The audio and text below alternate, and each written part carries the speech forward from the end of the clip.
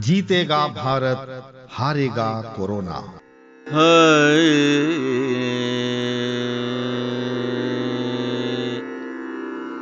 Corona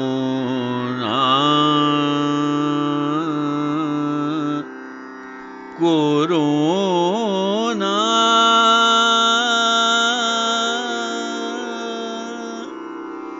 corona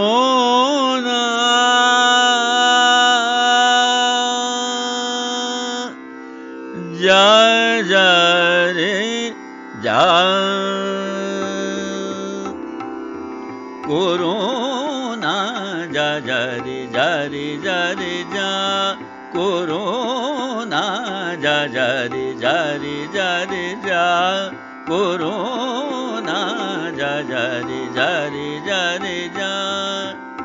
कहाँ से आया कहाँ से आया कहाँ से आया तू दुनिया से जा कोरोना जा जा रे जा रे जा रे जा कोरोना जा जा रे जा रे जा रे जा। प्रस्तुत है कोरोना से संघर्ष पर केंद्रित आकाशवाणी गोरखपुर की ये प्रस्तुति। कहाँ से आया तू दुनिया से जा कोरोना जा जा रे जा रे जा रे जा कोरोना जा जा रे जा रे जा रे जा। श्रोताओं नमस्कार। हारेगा कोरोना जीतेगा भारत के एक नए अंक के साथ हम पुनः उपस्थित हैं। आज के कार्यक्रम में हम आपकी मुलाकात Uttar Pradesh nursing home association के अध्यक्ष डॉक्टर सुशील कुमार सिन्हा और उनकी धर्मपत्नी डॉक्टर ऋतु सिन्हा से आपकी मुलाकात कराएंगे। साथ ही साथ अंजू मिश्रा और सखियों की आवाज में लोकगीत भी सुनाएंगे। श्रोताओं, लॉकडाउन की समाप्ति के साथ तमाम ऐसी सुविधाएं आपको पुनः उपलब्ध होने लगी हैं जिनके लिए 2-2.5 महीने से बंदी चल रही थी। इनमें से सर्वाधिक महत्वपूर्ण है स्वास्थ्य सुविधाएं, और स्वास्थ्य सुविधाओं के लिए जो हमारे नेटवर्क हैं उनमें निजी चिकित्सालयों की भूमिका बहुत महत्वपूर्ण है। अनेक ऐसी बीमारियां हैं जिनके विशेषज्ञ चिकित्सक निजी रूप से समाज को चिकित्सीय सुविधाएं उपलब्ध कराते हैं। ऐसे में उनकी अनुपलब्धता हमारे लिए बहुत कष्ट का विषय बनी हुई थी, लेकिन सौभाग्यवश अब उनकी सेवाएं उपलब्ध होने लगी हैं। आज हम इन्हीं विषयों को ध्यान में रखकर निजी चिकित्सालयों और नर्सिंग होम्स की सुविधाओं, उनमें कोरोना से बचाव हेतु उपलब्ध व्यवस्थाओं तथा अन्य सावधानियों के विषय में बातचीत करेंगे। तो आइए इसी संदर्भ में सुनते हैं Uttar Pradesh nursing home association के अध्यक्ष डॉक्टर सुशील कुमार सिन्हा और डॉक्टर ऋतु सिन्हा से की गई ये टेलीफोनिक बातचीत। श्रोताओं नमस्कार। लॉकडाउन खत्म होने की ओर अग्रसर है और अब अनलॉकडाउन शुरू हो चुका है। धीरे धीरे शहर खुलने लगे हैं, शहरों की दुकानें खुलने लगी हैं, कारोबार चालू होने लगे हैं। बहुत सारे अस्पताल भी अब कार्यरत हो गए हैं जिनमें मरीजों का आवागमन शुरू हो रहा है। लेकिन खतरा अभी समाप्त नहीं हुआ है, कोरोना अभी भी बना हुआ है और अभी भी हमें उन सावधानियों को जारी रखने की आवश्यकता है जिनके लिए सरकार की तरफ से बार बार सुझाव दिए गए हैं। ऐसे में निजी अस्पतालों की क्या भूमिका हो सकती है, किस प्रकार से लोग अगर बीमार पड़ रहे हैं तो निजी अस्पतालों की सेवाएं वो किस प्रकार से ले सकते हैं, अगर कोरोना से प्रभावित हो रहे हैं तो उनको किस प्रकार निजी अस्पताल उनकी सहायता कर सकते हैं। ये सारे ऐसे प्रश्न हैं जिससे हर आम आदमी, हर खास आदमी रूबरू हो रहा है। इसलिए आज हमने बातचीत का यही विषय बनाया है, निजी जो नर्सिंग होम है उनकी क्या भूमिका हो सकती है कोरोना से लड़ाई में और आने वाले समय में वो कितना योगदान करेंगे लोगों को स्वस्थ रखने में। आज इन्हीं विषयों पे बातचीत करने के लिए हमारे साथ हैं Uttar Pradesh nursing home association के अध्यक्ष डॉक्टर सुशील कुमार सिन्हा जी और उनकी धर्मपत्नी जो कि स्वयं भी डॉक्टर हैं, डॉक्टर ऋतु सिन्हा जी। डॉक्टर साहब, आप लोगों का बहुत बहुत स्वागत है हमारे इस कार्यक्रम में जिसका शीर्षक ही है हारेगा कोरोना जीतेगा भारत। बिल्कुल बिल्कुल। धन्यवाद इस शो में बुलाने के लिए जी। डॉक्टर साहब, ये जो स्थिति रही लगभग 2-2.5 महीने का जो समय रहा, बहुत चिंता का विषय रहा, चिंतनीय रहा। लोग इस बात को लेकर ज्यादा घबराए हुए थे कि पता नहीं आने वाला समय कैसा होगा, कितना भयावह हो सकता है। इस भयावहता के कारण इस बीमारी से लड़ाई हमारी कुछ आसान भी हुई, कुछ कठिन भी हुई। आप एक डॉक्टर हैं और मरीजों के साथ आपका लगातार इंटरेक्शन चलता रहा, भले ही उस रूप में नहीं चला जैसे कोरोना वॉरियर्स जो सरकारी अस्पतालों में लड़ रहे थे, लेकिन चूंकि निजी अस्पताल आपके संरक्षण में काम कर रहे हैं तो निश्चित है कि उनकी भी भूमिका होगी ही। डॉक्टर्स तो हमेशा हर जगह डॉक्टर हैं और उनको मरीज को देखना ही है। तो डॉक्टर साहब, आप इस 2-2.5 महीने की अवधि को किस प्रकार का समय मानते हैं? आपने उसको अवसर समझा या कि आप लोगों के लिए एक चुनौती के रूप में रहा? जी, सर्वप्रथम तो उत्तर प्रदेश के समस्त श्रोतागणों को मेरा सादर प्रणाम। और मैं आपसे सिर्फ एक चीज कहना चाहता हूँ कि कोरोना से डरना नहीं। अगर कोरोना से हम डर गए तो हम इस लड़ाई को हार जाएंगे, और अगर हम कोरोना को हरा पाएंगे तो सिर्फ और सिर्फ अपने आत्मबल से, अपने विश्वास से, उसी से ही हम इसे हरा सकते हैं। मैं एक चिकित्सक हूँ, इसलिए मैं आपको आश्वासन देता हूँ कि कोरोना से जो डेथ रेट है पूरे हिंदुस्तान में, पूरे विश्व के कंपैरिजन में आधी से भी कम है। इसलिए कोरोना से कतई नहीं डरना, कोरोना को हराना है और हम सब मिलके इसे हराएंगे। जी जी जी जी, आपका ये कथन बहुत आत्मविश्वास पैदा करेगा हमारे श्रोताओं के बीच। डॉक्टर साहब, जिस दिन से कोरोना की बात चली है, सरकार ने पहले दिन से ही ये निर्देश जारी किया, लोगों को ये सुझाव दिया कि बार बार आप हाथ धोएं, 20 सेकंड तक साबुन से, सोशल डिस्टेंसिंग बरकरार रखें, दस्ताने पहने और मुंह पर मास्क लगाएं। ये सब जो उपाय हैं डॉक्टर साहब, आप क्या कहेंगे, ये कितना सक्षम है कोरोना से हमारी लड़ाई में? कितना ये प्रोटेक्शन हमें दे सकते हैं? ये सर्वप्रथम तो सबसे इम्पोर्टेंट जो चीज है वो है इसमें फिजिकल डिस्टेंसिंग। जो सोशल डिस्टेंसिंग वर्ड हम इस्तेमाल करते हैं उसको सोशल डिस्टेंसिंग ना कह के हम उसको फिजिकल डिस्टेंसिंग कहें। और आज की डेट में जब अनलॉक 1 हो चुका है तो हमारी दूरी कम से कम 1 मीटर की दूसरे व्यक्ति से होनी चाहिए। ये बहुत बड़ा जो है अस्त्र है जिससे हम कोरोना को हरा सकते हैं। दूसरी जो सबसे इम्पोर्टेंट चीज है वो है मास्क। अगर हम मास्क पहन के चल रहे हैं तो ये समझ लीजिए कि हमने अपने आप को बचा के रखा हुआ है कोरोना से। और साथ ही साथ अगर हमारे साथ वाला जो व्यक्ति है जिससे हम इंटरैक्ट कर रहे हैं, जिससे हम बात कर रहे हैं, उसने भी मास्क पहना हुआ है, तो ये संक्रमण का जो रेशियो है वो 95% हम इसे जो है बचा सकते हैं। तो ये 2 चीजें बहुत इंपॉर्टेंट है। और तीसरी आपने वैसे बहुत ही अच्छा चीज कही कि हाथ धोना। अगर हम हाथ निरंतर धोते रहेंगे, बीच बीच में फ्रीक्वेंटली धोते रहेंगे, कोई भी सामान को अगर हम छूते हैं उसके बाद अगर हम हाथ धोते हैं तो ये समझ लीजिए कि कोरोना को हम वहीं पे उसी समय ही खत्म कर देते हैं, समाप्त कर देते हैं। डॉक्टर साहब, एक और भी इसके साथ जुड़ी हुई भ्रांति रही है। लोग सोचते हैं कि अगर सैनिटाइजर का हम प्रयोग करते हैं तो सैनिटाइजर से भी बहुत हद तक हम इन्फेक्शन से बचे रह सकते हैं। हमारे हाथ या जो अन्य अंग हैं वो सैनिटाइजर के प्रयोग से शायद वो सुरक्षित हो जाए। लेकिन दूसरी तरफ ये भी बात उठी कि सैनिटाइजर का अगर अधिक प्रयोग किया जाएगा तो हो सकता है कि कुछ चर्म रोग भविष्य में हो सकते हैं। इस संदर्भ में आप क्या कहेंगे डॉक्टर साहब? जी बिल्कुल, आपने सही कहा। सैनिटाइजर का यूज सिर्फ और सिर्फ हाथ पे ही होना चाहिए। जिस प्रकार से हम लोग हाथ को साबुन से धोते हैं उसी प्रकार से अगर जिस जगह पे साबुन और पानी की व्यवस्था ना हो और हम ट्रैवल कर रहे हैं उस जगह पे हम इथाइल अल्कोहल बेस्ड अगर सैनिटाइजर यूज कर रहे हैं जिसमें इथाइल अल्कोहल की मात्रा 60% से ऊपर है तो वो सैनिटाइजर हमारे लिए पर्याप्त है और हमारे हाथों को वो प्रदान करेगा। साथ ही साथ एक बार 3 ml ये इथाइल अल्कोहल का सैनिटाइजर हम यूज करते हैं तो दोनों तरफ हाथ के हथेली में भी और पीछे साइड में भी जो है अगर हम अच्छे से यूज कर लेंगे तो उसके बाद हमारा हाथ सैनिटाइज हो जाएगा। हम दोबारा जो है कोरोना का इन्फेक्शन इसमें जो है नहीं आएगा। अब एक और चीज साथ में आती है, हमने मास्क पहना हुआ है, कोरोना जाएगा कैसे हमारे शरीर के अंदर? कोरोना एयरबॉर्न डिजीज नहीं है, कोरोना ड्रॉपलेट इन्फेक्शन है। ये हमारे श्रोताओं को जानना बहुत जरूरी है क्योंकि ये ऐसा नहीं है कि छुआछूत की बीमारी है, ये ऐसा नहीं है कि दूसरे से जो है मिलने से जो है ये हो जाएगा, गले लगने से जो है हो जाएगा, लेकिन फिर भी इन चीजों का जो है हम लोगों को अवॉइड करना चाहिए कि इस तरीके की चीजें हम ना करें। जैसे हाथ मिलाने की प्रक्रिया है वो हम अभी छोड़ दें, गले मिलने की प्रक्रिया है उसको अभी हम जो है छोड़ दें, हम सिर्फ और सिर्फ दूर से ही नमस्ते करें। और जो ड्रॉपलेट इन्फेक्शन है वो ड्रॉपलेट इन्फेक्शन तब होता है जब कोई भी संक्रमित व्यक्ति या तो छींकता है हमारे ऊपर, या फिर उसका जो नाक से निकला हुआ या मुंह से निकले हुए जो ड्रॉपलेट्स हैं वो हमारे तक आते हैं।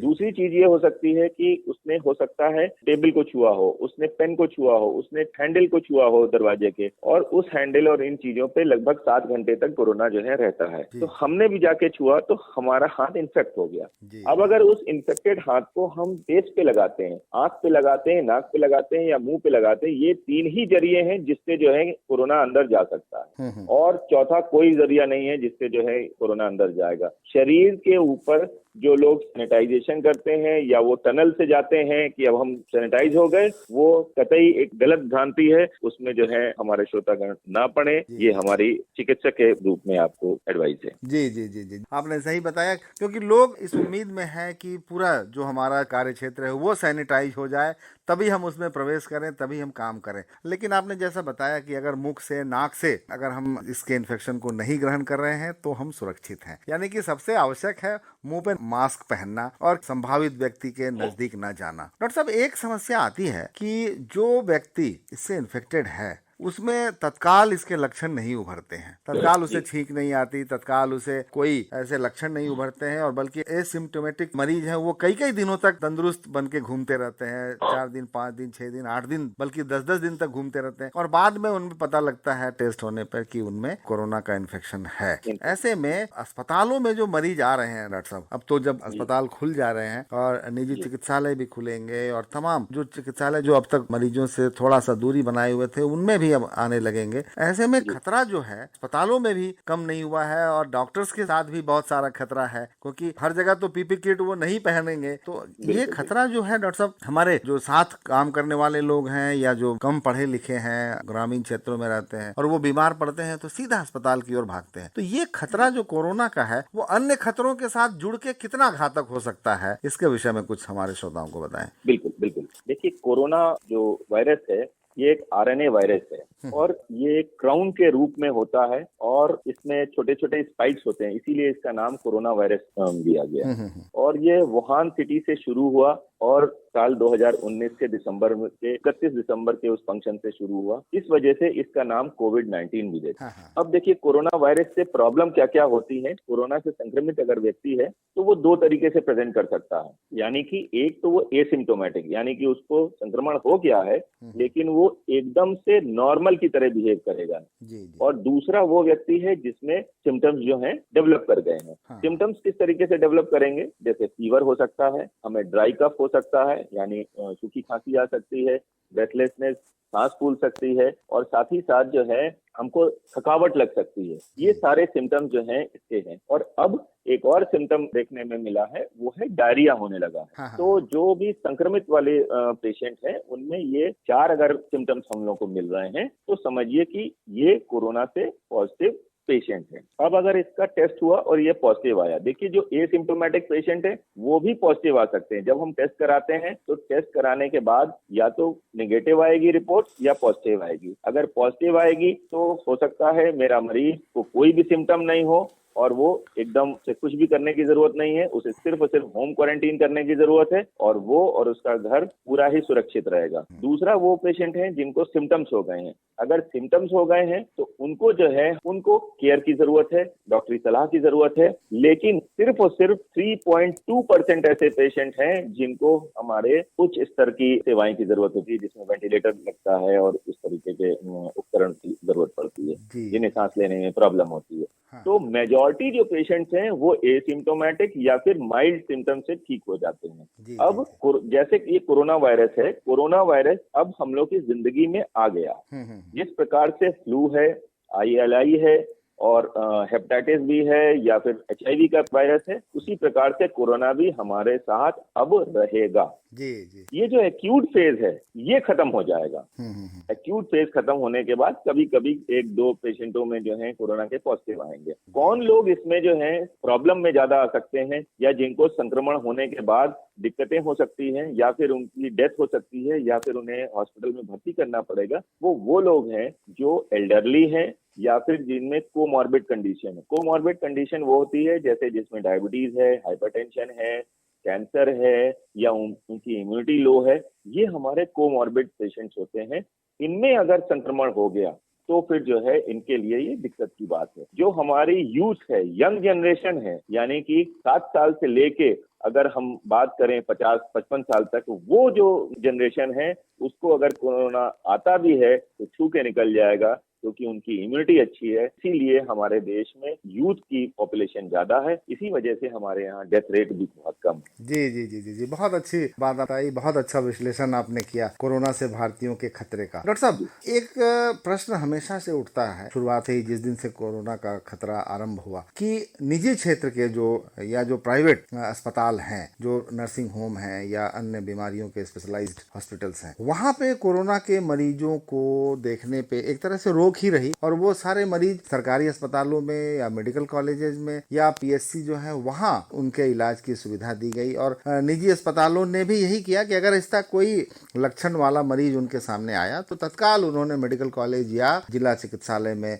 रेफर किया। तो अब जब लॉकडाउन खुल रहा है और इसके बाद मरीज आएंगे और बहुत सारी अपनी समस्याओं को लेकर आएंगे, तो क्या निजी अस्पताल अब तैयार हैं ऐसे मरीजों को देखने के लिए जिनके पास कोरोना के मरीजों के इलाज के लिए जो आवश्यक जो सुविधाएं होती हैं वो वहां मौजूद हैं या उपलब्ध हैं, या फिर उनके लिए कोई अलग से वार्ड उन्होंने भी कुछ बना के रखा है? क्या कहेंगे आप? जी देखिए, Uttar Pradesh nursing home association का अध्यक्ष होने के नाते मैं आपसे ये चीजें कह रहा हूँ कि हमारे प्रदेश के सारे जिलों के अस्पताल पूर्ण रूप से तैयार हैं और आगे भी रहेंगे, क्योंकि कोविड से डील करने के लिए जिन चीजों की जरूरत होती है वो सारी चीजें हम प्राइवेट अस्पतालों में, खास तौर से जो मंझोले और बड़े अस्पताल हैं उन जगहों में ये सुविधाएं हैं। ठीक है, उनके लिए जो जरूरत होती है, सबसे पहले आइसोलेशन की जरूरत होती है। आइसोलेशन वार्ड होना चाहिए, आईसीयू की फैसिलिटी होनी चाहिए, पीपीई किट की अवेलेबिलिटी होनी चाहिए, मास्क होने चाहिए, हमारे स्टाफ, हमारे डॉक्टर्स ट्रेंड होने चाहिए। तो हम सब लोगों ने इन्फेक्शन प्रिवेंशन एंड कंट्रोल की पूरी ट्रेनिंग ली हुई है, प्रोटोकॉल फॉलो करते हैं और हम लोग शुरू से इस बीमारी को देखते हुए अपना कार्य कर रहे हैं। अब यहाँ पे चीज ये आती है कि प्राइवेट वालों को थोड़ा सा अलग रखा गया था, जो आपका प्रश्न था। बेसिक चीज ये थी कि जब कोविड-19 पहली बार पेंडेमिक के रूप में आया है तो गवर्नमेंट ने एक स्ट्रेटजी बनाई जो मेरी समझ में आती है। गवर्नमेंट ने एक स्ट्रेटजी बनाई कि हम कुछ कोविड डेडिकेटेड हॉस्पिटल हर शहर में बनाएंगे। ठीक है, उसी तरीके से इन्होंने हर जगह जो है कुछ बड़े अस्पतालों को कोविड डेजिग्नेटेड हॉस्पिटल बनाया। वहाँ सिर्फ और सिर्फ कोविड के ही पेशेंट यानी कोरोना से संक्रमित पेशेंट ही जो है वहाँ जाएंगे। इसके लिए 3 टायर के सिस्टम था, L1, L2 और L3। L1 वो जगह थी जहाँ पे सिर्फ पॉजिटिव पेशेंट रहेंगे जिनको कोई भी सिम्टम नहीं रहेंगे। ठीक है, सिर्फ वो टेस्ट में पॉजिटिव आए हैं इसलिए उनको वहां पे रखा जाएगा। L2 वो वाली हॉस्पिटल थे जिन जगहों पे थोड़े से माइल्ड सिम्टम्स हैं। ठीक है, और L3 वो जगह थे जहां पे हमारी पूरी तैयारी थी, यानी कि हमारे पास वेंटिलेटर्स और ये सारी चीजें। और मैं धन्यवाद दूंगा माननीय मुख्यमंत्री जी का, योगी जी का, कि उन्होंने इतने कम समय में, जिस प्रदेश में इतने कम वेंटिलेटर्स थे जब शुरुआत हुई, और आज हमारी वेंटिलेटर्स की संख्या उन्होंने पूरी पर्याप्त मात्रा में कर दी है कि हम लोग लाखों के अगर मरीज भी आते हैं तो उनको भी मैनेज करने के लिए तैयार हैं। जी। इसमें अगर प्राइवेट की भूमिका आती है तो देखिए, ये तो था जो कोविड को जो देख रहे थे। ठीक है, कोविड को हमारी सरकारी जो तंत्र है वो देख रहा था, यानी कि हमारा सीएमओ, हमारे मेडिकल कॉलेज के प्रचार और वहाँ के टीचर्स, और साथ में जो कोविड के अलावा जो बीमारियां हैं उनको देखने के लिए हम निजी चिकित्सालय के चिकित्सक बंधु पूरी तरीके से तत्पर थे और पूरी तरीके से हम लोगों ने इस समय में गवर्नमेंट का साथ दिया और कंधे से कंधा मिला के ये कार्य किया। क्योंकि अगर कोविड की डेथ देखें तो कोविड से डेथ तो बहुत कम हुई है। पूरे अगर इंडिया की अगर बात करें तो मात्र 6000 डेथ। ठीक है, लेकिन इससे कहीं ज्यादा हमारे डायबिटीज, हाइपरटेंशन, हार्ट के पेशेंट या फिर जो है ब्रेन स्ट्रोक के पेशेंट, उनकी संख्या बहुत बड़ी थी। उनको संभाल के रखने का कार्य ही हमारे प्राइवेट और सरकारी के जो नॉन कोविड हॉस्पिटल्स थे उन्होंने मिलकर किया। इसीलिए आज हम लोग इस जगह पे खड़े हैं, गर्व से कह रहे हैं कि हम कोविड को हरा के रहेंगे। क्या बात है, क्या बात है डॉक्टर साहब, आपने बहुत अच्छी बात कही, बहुत आश्वस्त किया हमारे श्रोताओं को जो इससे संभावना व्यक्त कर रहे थे कि बहुत सारी बीमारियां और उभर जाएंगी और बहुत सारे लोग मरेंगे। लेकिन आपका जो आत्मविश्वास दिखाई पड़ रहा है और लगता ऐसा है कि आने वाले समय में अगर इससे ज्यादा भी मरीज आएंगे तो वो ठीक होकर निकलेंगे। हमारे यहाँ जो मरीजों के ठीक होने की संख्या है वो भी बड़ी संतोषजनक है, बहुत बड़ी है। तो हम उम्मीद करते हैं कि कोविड से लड़ाई हमारी और मजबूती के साथ शुरू होगी अब, क्योंकि अब निजी चिकित्सालय भी पूरे सहयोग कर रहे हैं। वो पूरी तरह से अपने फुल फ्लेज्ड अपने ताकत के साथ न केवल कोरोना के मरीजों का बल्कि जो नॉन कोरोना वाले जो मरीज होंगे उनको भी पूरी सेवाएं अपनी प्रदान करेंगे और इसके कारण जो खतरा था वो भी टलेगा। डॉक्टर साहब, यहाँ पे हम थोड़ा आपसे कुछ समय के लिए ब्रेक लेना चाहेंगे। हम डॉक्टर रितु सिन्हा जी से बात करना चाहेंगे। आपकी श्रीमती जी वो भी चूंकि डॉक्टर हैं और उनका जो क्षेत्र है वो बड़ा ही महत्वपूर्ण क्षेत्र है। हाँ डॉक्टर साहब, बहुत बहुत स्वागत आपका हमारे इस कार्यक्रम में। डॉक्टर साहब, आप तो चूंकि स्त्री रोग विशेषज्ञ हैं और आपका काम बहुत महत्वपूर्ण हो जाता है कोरोना संकट को देखते हुए। बच्चे का जन्म अगर है, स्त्री अगर गर्भवती है तो लाख कोरोना का खतरा हो बाहर, लेकिन उसे समय पर उसके इलाज की आवश्यकता है, उसकी देखरेख की आवश्यकता है, उसे नर्सिंग होम में जो फैसिलिटी चाहिए वो चाहिए ही, क्योंकि वो समय आगे नहीं टल सकता है, उसको बचाना ही पड़ेगा, उसको सेफ डिलीवरी कराना ही पड़ेगी। तो ये जिम्मेदारी को देखते हुए आप कितनी सजग रही इस पूरे कोरोना के लॉकडाउन पीरियड में और आपने किस तरह से पेशेंट्स को हैंडल किया? सबसे पहले तो आप सभी श्रोतागणों, मेरी तरफ से आपके सभी श्रोतागणों को नमस्कार। आप जैसा कि आपने कहा कि दोहरी हम लोगों की जिम्मेदारियां हो जाती हैं, एक घर के प्रति और एक अपने मरीजों के प्रति। जी है ना? जी। हाँ, जहाँ तक पेशेंट्स का सवाल है, WHO तो कोविड-19 को ग्लोबल पैंडेमिक ऑलरेडी घोषित कर चुका है। हाँ, है ना? जी। और ये कोरोना, जैसा कि आप सभी जानते हैं कि कोरोना के गंभीर खतरे से बचने के लिए कोई वैक्सीन या दवा की खोज तो अभी तक हो ही नहीं है। हाँ। तो ऐसे में हमारे द्वारा रखी गई जितनी भी सावधानियां हैं और ऐसे सारे चीजें जो हमारे इम्यून सिस्टम को बूस्ट अप कर सके, जी। उसकी बड़ी अहम भूमिका है। और वही हम लोग अपने पेशेंट्स को समझाने की कोशिश करते हैं, क्योंकि डेटा के अकॉर्डिंग तो ऐसा कुछ है नहीं कि प्रेगनेंसी में कोरोना वायरस का कोई अलग से सिम्टोमेटोलॉजी आ रही है या कोई और अलग से इफेक्ट्स आ रहे हैं।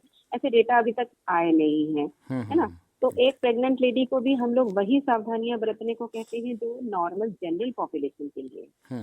तो अगर किसी मरीज को, ये जो लॉकडाउन रहा जिस दौरान बहुत सारे प्राइवेट हॉस्पिटल्स अपनी सेवाएं बंद कर दिए थे या बहुत सेवाएं सीमित कर दिए थे, और आपका कोई मरीज इस तरह का हो जो पहले से आपकी देखरेख में रहा हो और उसने प्रेगनेंसी कंसीव की हुई है और उसने आपके ही संरक्षण में डिलीवरी कराने का भी निर्णय लिया हो, इस तरह के तमाम डॉक्टर्स होंगे। अब उस दौरान अगर ये लॉकडाउन रहा और उनके आने जाने में समस्या रही, हॉस्पिटल में उनको देखरेख में भी समस्या आई, क्योंकि खतरा हर मरीज के साथ था, कौन आ रहा है, कौन इन्फेक्शन लेके आ रहा है कोरोना का, ये कहना बड़ा मुश्किल था। तो ऐसे में कितनी सावधानी की आवश्यकता थी? हर मरीज को भर्ती करने से पहले या हर मरीज की जांच करने से पहले वो जो सावधानी वाला फैक्टर था कि कहीं इसे कोरोना तो ऐसा है। हाँ, एक्चुअली क्या था कि इस समय के दौरान कोरोना पीरियड में हम लोगों ने दो नई चीजें स्टार्ट की। एक तो हम लोग ने अपने पेशेंट्स को टेली मेडिसिन और टेली कम्युनिकेशन के लिए प्रोत्साहित किया, है ना? तो ऐसे में हम लोगों ने उन्हें कहा कि यदि उन्हें कोई विशेष बहुत ही ज्यादा जरूरी है तभी वो घर से निकले चेकअप के लिए, ठीक। और नॉर्मल अगर कोई भी थोड़ी बहुत प्रॉब्लम्स है तो वो फोन पे कंसल्ट कर सकते हैं, जिसे हमने फोन के द्वारा मेडिसिन भी बताया उन्हें। और अगर बहुत इमरजेंसी है तो उन्हें आने के लिए, ऐसा नहीं था कि लॉकडाउन में वो निकल नहीं पा रहे थे, एम्बुलेंस सेवाएं तो थी ही। पेशेंट्स के पास में पासेस थे, वो हम लोगों ने मेडिकल अपने हॉस्पिटल से पासेस इशू किए, वो उसको लेके वो लोग आ ही रहे थे तो वो दिखा सकते थे। जी तो जी। ऐसा नहीं है कि मतलब वो अगर उनकी इमरजेंसी से मान लीजिए किसी पेशेंट का लेबर पेन स्टार्ट हो गया, हाँ है हाँ ना, हाँ हाँ। तो हाँ बिल्कुल, तो ऐसे में हम लोगों ने अपने हॉस्टल में एक पर्टिकुलर जो पहले से फॉलो अप में है, देखिए उन्हें तो प्रॉपर गाइडलाइंस ऑलरेडी इशूड है, जी वो जी। पूरी सावधानी बरत रहे थे, है ना, कि वो अनावश्यक तरीके से बाहर नहीं जा रहे थे, अपने खान पान का अच्छे से ध्यान रख रहे थे, और उन्हें वो सिम्टोमेटोलॉजी एंड गाइडलाइंस भी बताई गई थी कि किन चीजों में उन्हें जल्दी संपर्क करना है डॉक्टरों से, जी है ना। जी जी जी। तो हाँ, और अगर ऐसे में उन्हें अचानक से जैसे किसी कोई को प्रसव पीड़ा हो रही है या कुछ दिक्कतें आ रही हैं, तो उन्हें आने के लिए मना ही नहीं था, वो आ ही रहे थे, और हम लोग पूरी तत्परता के साथ पूरी प्रिकॉशंस और सावधानियां रखते हुए उनके प्रति भी और अपने प्रति भी, जी दोनों के जी प्रति वो सावधानियां रखते हुए हम लोगों ने उनका इलाज और उपचार भी किया है। जी जी जी जी, ये बहुत महत्वपूर्ण बात थी।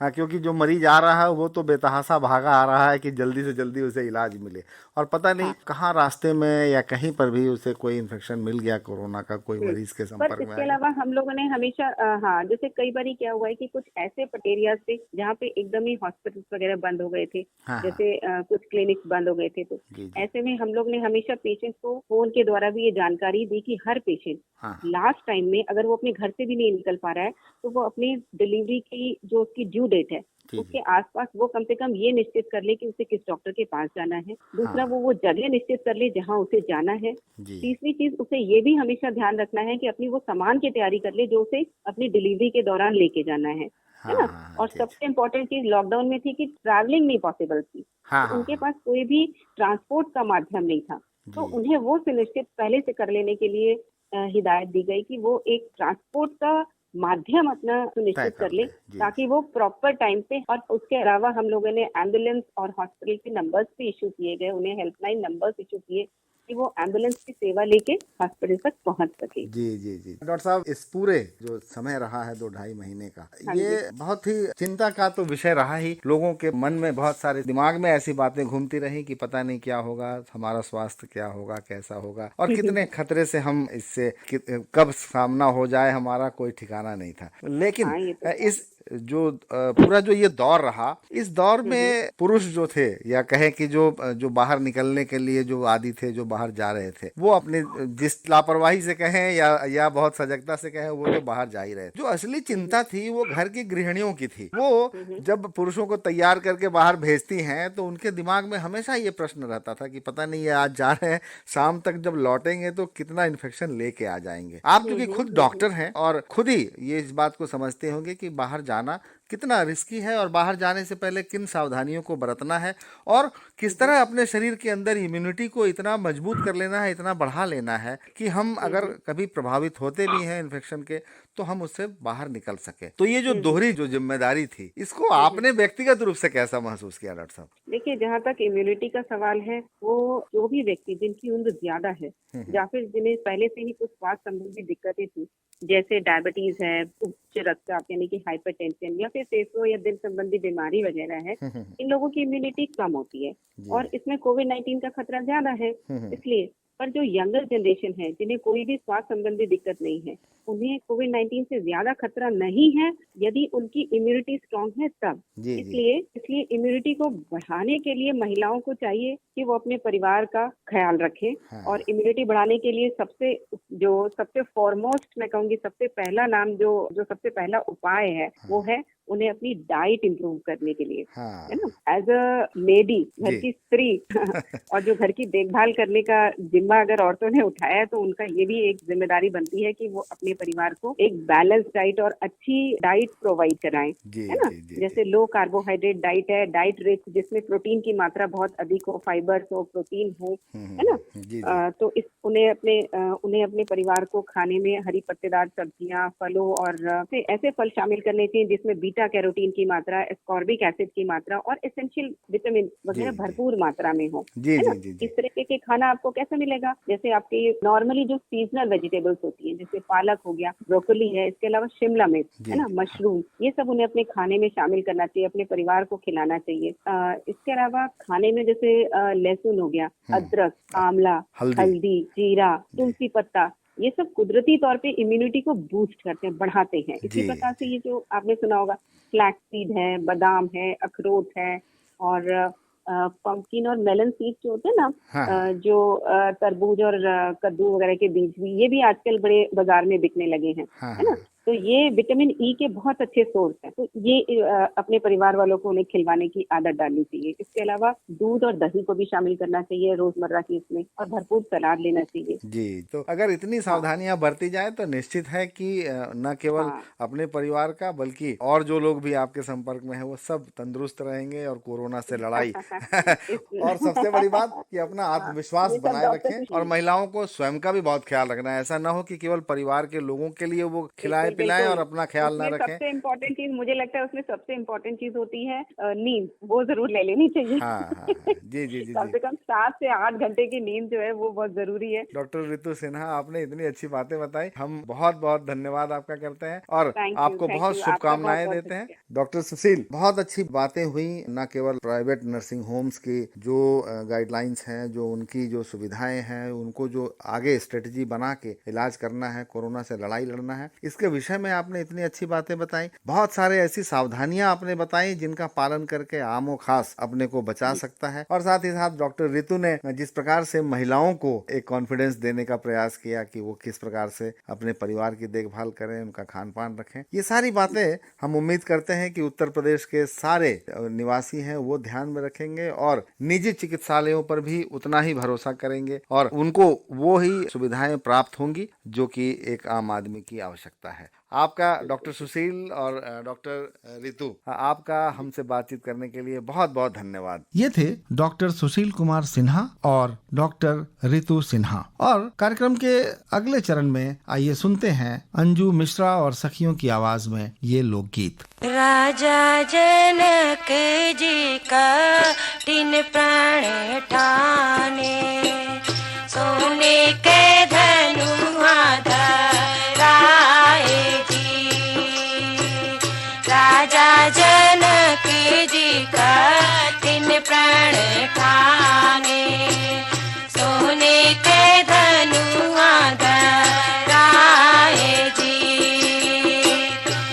यही धनुआ का नव कंदा, सीता भी यही लई जाए जी।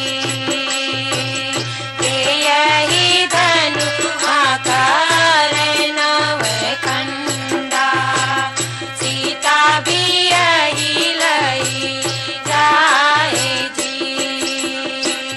चिठिया पे चिठिया तो भेजे शीतल रानी, हे राम जी के हाथ जी। चिठिया पे चिठिया तो भेजे शीतल रानी, हे राम जी के हाथ जी। आतरे राम धनुष बड़ा भारी,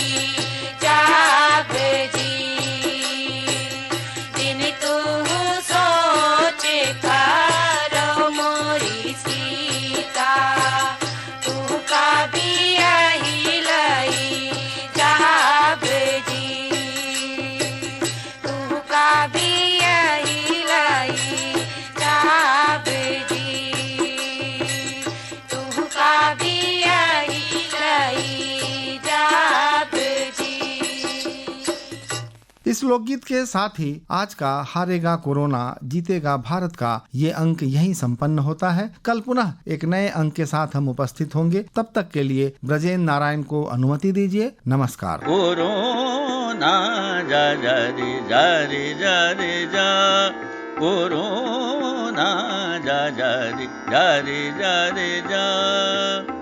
कहाँ से आया कहाँ से आया, कहाँ से आया तू दुनिया से जा, कोरोना जा जा रे जा रे जा रे जा, कोरोना जा जा रे जा रे जा रे जा।